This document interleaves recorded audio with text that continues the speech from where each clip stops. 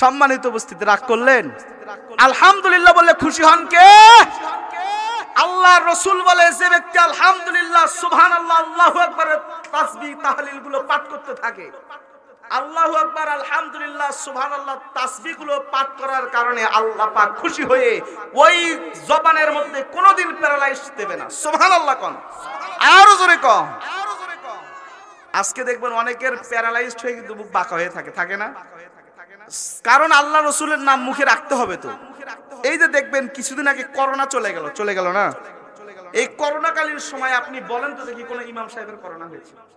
কথা কয় না। কোন মুয়াজ্জিন সাহেব, তারপরে কোন ইমানদার ব্যক্তি পাঁচ ওয়াক্ত নামাজি ওলার করোনা হয়েছে? হয় না। কারণ কি? আল্লাহ রাসূলের নাম সব সময় নেয় তো, নাকি বলেন? নাকি বলেন? আল্লাহর রাসূল আল্লাহ রাব্বুল আলামিনের তাসবিহ তাহলিল গুলো আল্লাহকে যারা বেশি বেশি স্মরণ করে, আল্লাহ তাদের রোগ বালায় বিপদ আপদ মুসিবত থেকেও দূরে রাখে। জোরে কোন সুবহানাল্লাহ।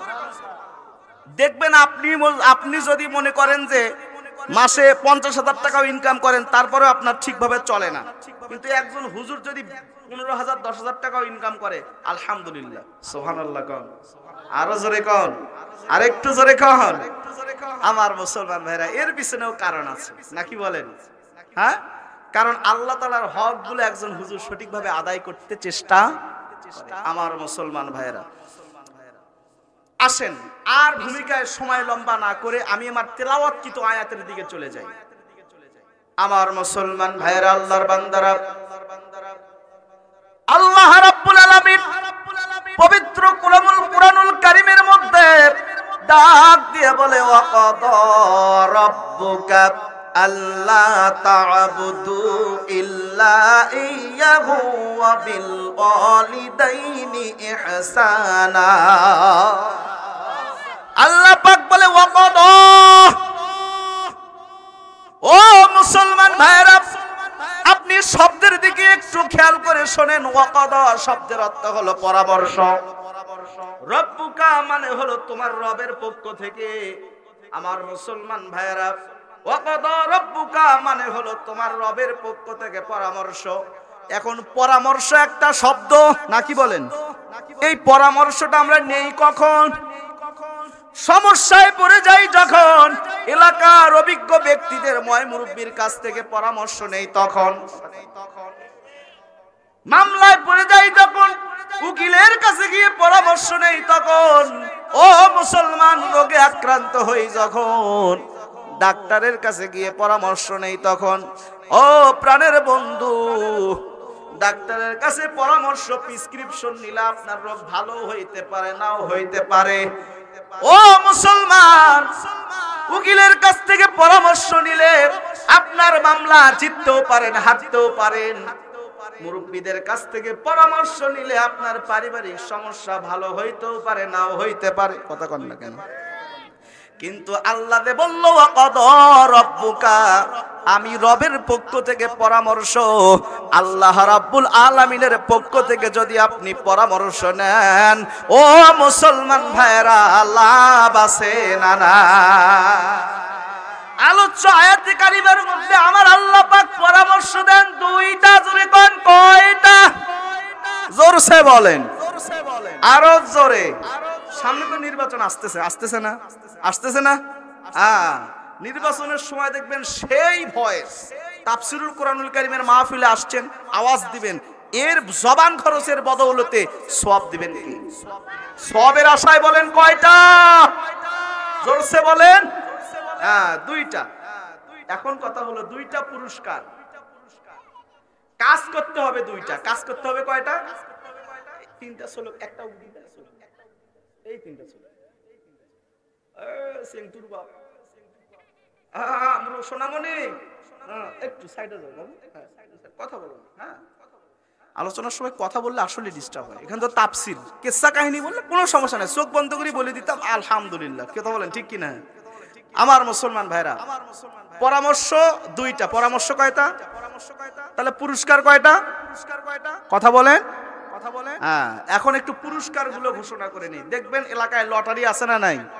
আছে না নাই? তো বলে কি প্রথম পুরস্কার অ্যাপাচি 4B গাড়ি। কথা বলেন, আছে না নাই? দ্বিতীয় পুরস্কার একটি ফ্রিজ, তৃতীয় পুরস্কার 10,000 টাকা। বাবারে বাবা, মাত্র 20 টাকা টিকিট আছে না নাই? আগে পুরস্কারগুলো পরে যায় বলে 20 টাকা, নাকি বলেন? কেন বলে? আকর্ষণ ধরার জন্য। কি ধরার জন্য? আমলের প্রতি যেন আপনাদের আগ্রহ বাড়ে। কিসের প্রতি? কথা বলে না। আমলের প্রতি আগ্রহ বাড়ার জন্য আগে পুরস্কারটা বলে নেই। মুসলমান ভাইয়েরা, আমার আল্লাহর বান্দারা, ও বন্ধু,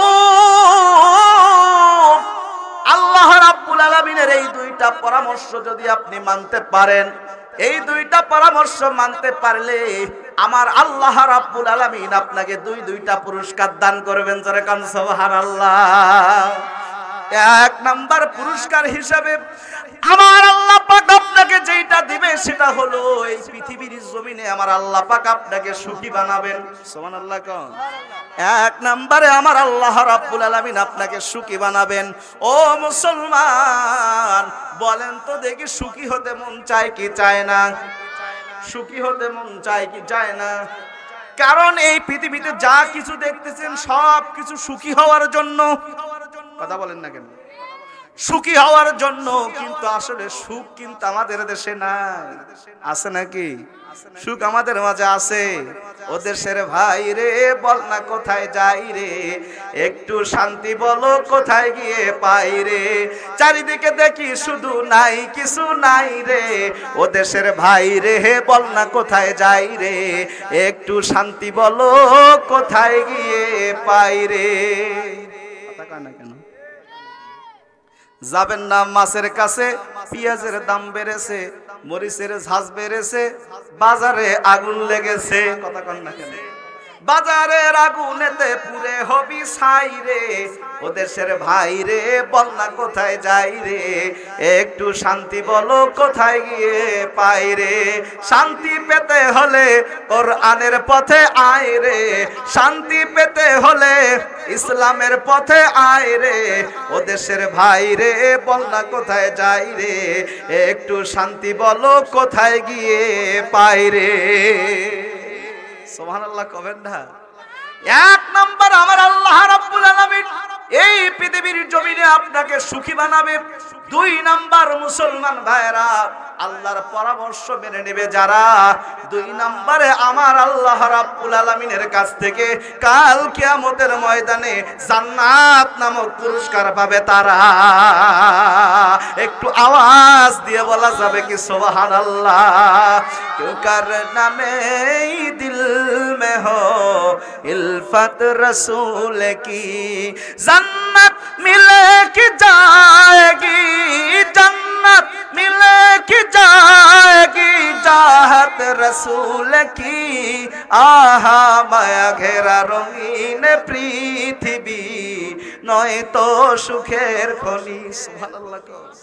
माया घेरा रंगीन पृथ्वी नय तो सुखेर खनि, माया घेरा रंगीन पृथ्वी नय तो सुखेर खनि।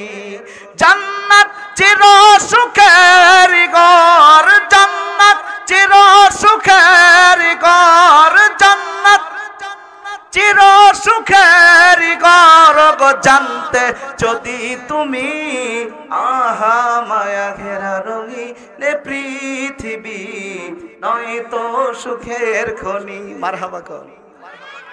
জান্নাতে পাবে তুমি মহান প্রভু আল্লাহর দিদার, জান্নাতে পাবে তুমি নাজ নিয়ামত পার, জান্নাতে পাবে তুমি হুর গেলমান যা চাবে, জান্নাতের সব নিয়ামত তোমায় স্বাগতম জানাবে। শর্ত একটাই, তোমাকে দিতে হবে কুরবানি, শর্ত একটাই, তোমাকে দিতে হবে কুরবানি।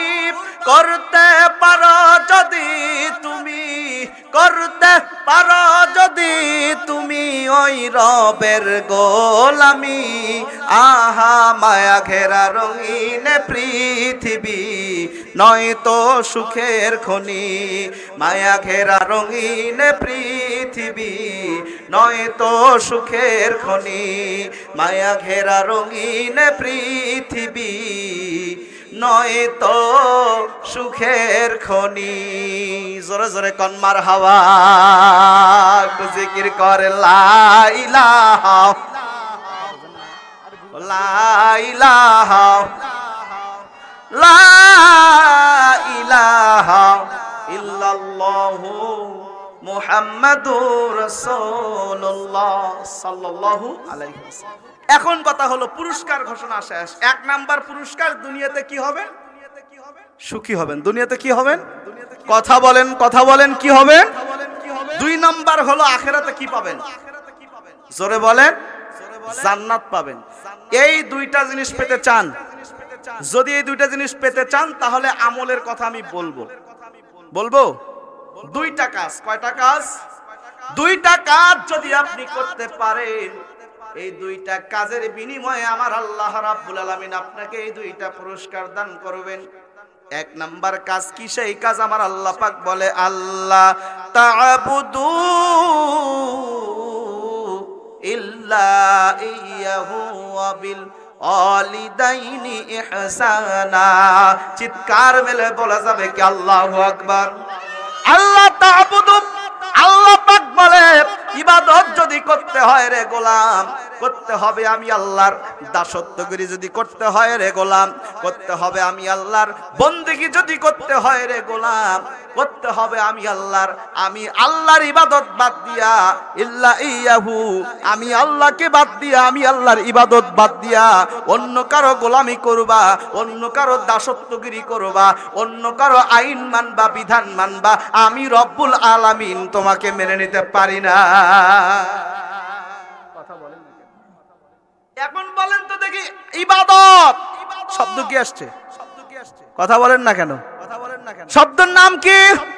ইবাদত শব্দের অর্থ হলো গোলামি করা, দাসত্বগিরি করা, বন্দেগীগিরি করা। আমার মুসলমান ভাইরা, এখানে ইবাদত মানে হলো আইন। এখানে ইবাদত মানে কি? আইন, বিধান। ও মুসলমান ভাইরা, আল্লাহর বান্দারা বলেন তো দেখি, পৃথিবীতে আইন চলবে কার? আরো জোরে বলেন, কার? আল্লাহর রাসূল বলে আল কুরআনু দাস্তুরুনা, কোরআন হলো আমাদের সংবিধান। ও মুসলমান, এই কোরআন দিয়ে আমাদের জীবন পরিচালনা করার দরকার আছে না নাই? এখন আল্লাহ রাব্বুল আলামিনের আইন, ইবাদত, আল্লাহ পাক যে আমাদেরকে পৃথিবীতে প্রেরণ করেছেন, এখানে আল্লাহর উদ্দেশ্য আছে না নাই? আরো জোরে বলেন, আছে না নাই? আল্লাহ তাআলার উদ্দেশ্য কি? আমার আল্লাহ রাব্বুল আলামিন আমাদেরকে প্রেরণ করার উদ্দেশ্য হলো 2টা। জোরে কোন, কয়টা? 2 নাম্বার উদ্দেশ্য হলো, 2 নাম্বার উদ্দেশ্য হলো ওয়ামা খালাকতুল জিন্নি ওয়াল ইনসা ইল্লা লিয়াবুদুন। পৃথিবীতে আমার আল্লাহ পাক তার সৃষ্টি জিন এবং ইনসানকে তৈরি করেছে তার ইবাদতের জন্য। এইখানেও কিন্তু ইবাদত আছে। আবার প্রথম শব্দতে ইবাদত আছে না নাই? কথা কয় না। প্রথম নাম্বার শব্দের ইবাদত অর্থ হলো আইন, আর 2য় নাম্বার শব্দের অর্থ হলো ইবাদত, দাসত্বগিরি করা, বন্দেগী করা, যার অর্থ হলো নামাজ, রোজা, হজ, যাকাত। সুবহানাল্লাহ কোন? আমার মুসলমান ভাইরা, প্রথম নাম্বার ইবাদত আর 2য় নাম্বার ইবাদত। প্রথম নাম্বার ইবাদত মানে হলো আইন, বিধান, আর 2য় নাম্বার ইবাদত মানে হলো আপনার নামাজ পড়া, রোজা করা, হজ করা, যাকাত দেওয়া। ও মুসলমান, এখন আপনাদের কাছে আমি জানতে চাই, বলেন তো দেখি, বাংলার জমিনে কি 100 মুসলমানের মধ্যে 100 জন নামাজ পড়ে? কথা কয় না? পড়ে। নামাজ যারা পড়ে না এরা কারা? আরে এরা কারা? কথা কয় না কেন? নামাজ যারা পড়ে না এরা কারা? কোথা থেকে এলো এরা? কথা কয় না? নামাজ পড়ে না, ওরে বাপ রে বাপ। যে ব্যক্তি নামাজ পড়ে না, আল্লাহ রাসূল বলছে সে দুনিয়ার জমিনে একটা খিনজির নামে একটা জাত আছে, নাম হলো শুকুর। শুকুরের সাথে তাকে তুলনা করেছে। তার মানে আপনি নামাজ পড়েন, আপনার স্ত্রী নামাজ পড়ে না। মনে রাখবেন, আপনি আপনার স্ত্রীর চেহারা সকালবেলা দেখতেছেন না, আপনি একটা শুকুরের চেহারা দেখতেছেন, আপনি আপনার স্ত্রীকে পাশে নিয়ে ঘুমাচ্ছেন না, আপনি একটা শুকুরকে পাশে নিয়ে ঘুমাচ্ছেন। নাউজুবিল্লাহ বলবেন না? কষ্ট হইলো? রাগ করলেন? অনেক আসলে মহিলা মানুষ আবার দেখবেন রোজা করার জম, নামাজ পড়ে কম, কথা কয় না। কথা বলে না কেন? আমার মুসলমান ভাইরা, বাংলার জমিনে 100%-এর মধ্যে 100% নামাজ প্রতিষ্ঠা হোক। কারা কারা চান্দু হাত তুলে দেখান। নারায়ে তাকবীর। আমার বন্ধুরা, বাংলার জমিনে 100%-এর মধ্যে 100% নামাজ প্রতিষ্ঠা হবে। নামাজ প্রতিষ্ঠা হওয়ার জন্য, এর জন্য আমাদের 1 নাম্বার উদ্দেশ্যটাকে পূরণ করতে হবে। আমার আল্লাহ পাক বলে, ওয়াইদ ক্বালা রাব্বুকা লিল মালাইকাতি ইন্নী জাইলুম ফিল আরদি খলিফা। একটু চিৎকার দিয়ে বলা যাবে কি আল্লাহু আকবার? আল্লাহ পাক বলে, ওয়াইদ ক্বালা, ফেরেশতাদেরকে ডাক দিয়ে বলতেছে, আমার ফেরেশতারা রে, আমি এই পৃথিবীর জমিনে আমি রব্বুল আলামিন আমার প্রতিনিধি পাঠাবো। কি পাঠাবো? কি পাঠাবো? প্রতিনিধি, খলিফা। নতুন শব্দ, তাই না? এই খলিফা কারা? মনে করবেন আজকের এই মাহফিলের সভাপতি মহোদয়, ইনি উপস্থিত হতে পারেন নাই, অথবা আজকের মাহফিলের প্রধান অতিথি উনি উপস্থিত হতে পারেন নাই। মনে করেন উনি উপস্থিত হতে পারেন নাই, তাহলে কি করবেন? ওনার পক্ষ থেকে একজনকে পাঠাবেন, নাকি বলেন? তাকে বলা হবে প্রতিনিধি। এই প্রতিনিধি হলো, তার কাজ এইখানে এসে সভাপতি যা শিখিয়ে দিয়েছে অথবা প্রধান অতিথি যা শিখিয়ে দিয়েছে সেটাই এসে বলবে, করবে, নাকি বলেন? কথা কয় না। এর বাহিরে কিছু করবে? হ্যাঁ, আল্লাহ রাব্বুল আলামিন আমাদেরকে শেখালেন, এই দুনিয়ার জমিনে গিয়ে রাজত্ব পালন করবি হলো আমি আল্লাহর। কার বিধান মানবি? কার?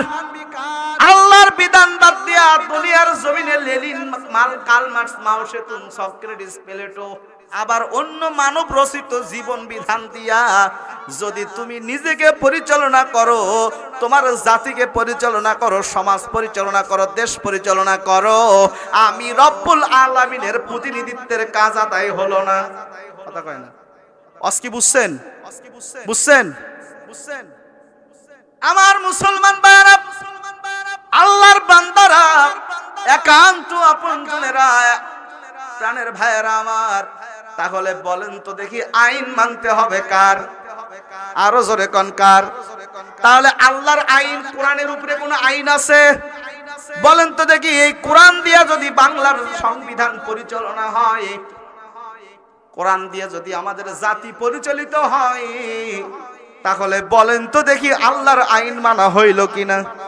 এখন বলতে পারেন, হুজুর আপনারা তো সব সময় খালি বলেন কোরআন দিয়ে পরিচালনা হবে, কোরআন দিয়ে পরিচালনা হবে। কোরআন দিয়ে পরিচালনা হলে আমাদের লাভ কোথায়? কথা কয় না কেন? এই লাভ কোথায়? আল্লাহ পাক কুরআনুল কারীমের মধ্যে এটাও জানিয়ে দিলেন। আমার আল্লাহ পাক বলে, আল্লাযীনা ইয়াস্তাবিউনাল কাওলা ফায়াত্তাবিউনা আহসানাহু উলাইকাল্লাযীনা হাদাহুমুল্লাহ। আল্লাহ পাক বলে, আল্লাযীনা, যারাই মাত্র ইয়াস্তাবিউনা, শ্রবণ করতেছে বা করবে।